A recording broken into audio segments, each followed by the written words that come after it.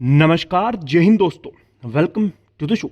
दोस्तों, आप सबको ये याद ही होगा कि जिस समय रशिया ने यूक्रेन पर अटैक किया था तो भारत वहां से अपने नागरिकों को निकालने के लिए प्रयास कर रहा था। तो उसके लिए भारत की तरफ से रूस के राष्ट्रपति से निवेदन किया गया कि भारत के लोगों को निकालने तक वह किसी भी प्रकार का कोई एक्शन ना ले, कोई भी हमला ना करे, तो हम अपने भारतवासियों को वहां से आराम से निकाल सकते हैं। उसके लिए बात यह तय हुई थी कि 8 घंटे तक कोई फायरिंग नहीं होगी, तब तक आप अपने लोगों को वहां से निकाल सकते। इस बात को कुछ लोगों ने मजाक में उड़ाया था। उनका यह कहना था कि भारत ऐसा कर ही नहीं सकता, भारत के द्वारा ऐसा कोई काम किया ही नहीं गया। बार बार न्यूज़ डिबेट्स पर, यूट्यूब चैनल्स पर और अन्य कई सोशल मीडिया प्लेटफॉर्म के थ्रू ये बात कही गई कि भारत ने ऐसा नहीं किया और ये केवल एक मनगढ़ंत कहानी है। अब दूसरे देश इस बात को कहें तो चलता भी है, लेकिन भारत में रहने वाले ही कुछ लोग ये मानने को तैयार नहीं थे कि भारत के द्वारा कुछ ऐसा काम किया गया है। लेकिन अब इन लोगों के लिए एक बहुत बुरी खबर है, क्योंकि भारत एक बार फिर से कुछ ऐसा ही कारनामा करने जा रहा है जिसे सुनने के बाद इन लोगों को नींद नहीं आएगी और ये लोग बेचैन हो जाएंगे। क्योंकि भारत की पावर क्या है और भारत क्या कुछ कर सकता है, ये अब पूरी दुनिया को पता चलेगा। रूस और यूक्रेन के बीच के युद्ध को काफी समय हो गया है, यानी इन दोनों देशों के बीच जो युद्ध चल रहा है वो काफी लंबे समय से चल रहा है और कई देशों के द्वारा बार बार ये कहा गया है कि अगर इस युद्ध को, इस वॉर को कोई रोक सकता है तो वो काम केवल भारत ही कर सकता है।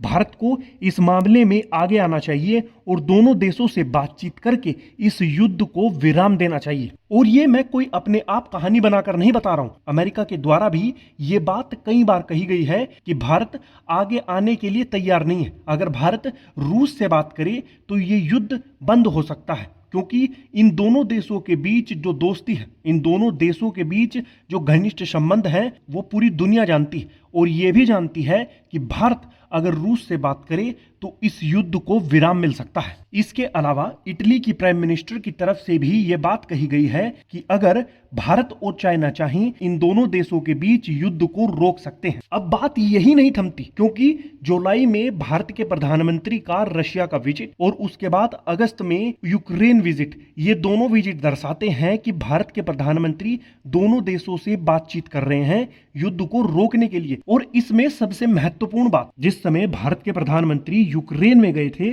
उस समय रूस के प्रेसिडेंट व्लादिमीर पुतिन ने यह घोषणा की थी कि जब तक प्रधानमंत्री नरेंद्र मोदी यूक्रेन में रहेंगे तब तक रूस यूक्रेन पर किसी भी प्रकार का कोई हमला नहीं करेगा। प्रधानमंत्री नरेंद्र मोदी का यूक्रेन का यह विजिट काफी महत्वपूर्ण था। उन्होंने यूक्रेनियन प्रेसिडेंट व्लादिमीर ज़ेलेंस्की से इस युद्ध को रोकने के लिए बातचीत की और व्लादिमीर ज़ेलेंस्की का यह कहना है कि हम अब युद्ध नहीं चाहते और अगर रशिया अटैक बंद कर दे तो हम भी ऑटोमेटिक अटैक बंद कर देंगे और भारत अगर चाहे तो दोनों देशों के बीच शांति स्थापित कर सकता है। इसके अलावा एक खबर निकलकर और सामने आ रही है जिसमें यह बताया जा रहा है कि यूक्रेन से लौटने के बाद प्रधानमंत्री नरेंद्र मोदी ने व्लादिमीर पुतिन से फोन पर बातचीत की। अभी कुछ समय बाद भारत के national security advisor Ajit Doval Moscow के लिए ट्रैवल करेंगे, यानी कि अब वो मॉस्को जाएंगे जिसमें वो रूस और यूक्रेन के बीच जो ये विवाद चल रहा है, जो ये वॉर चल रही है,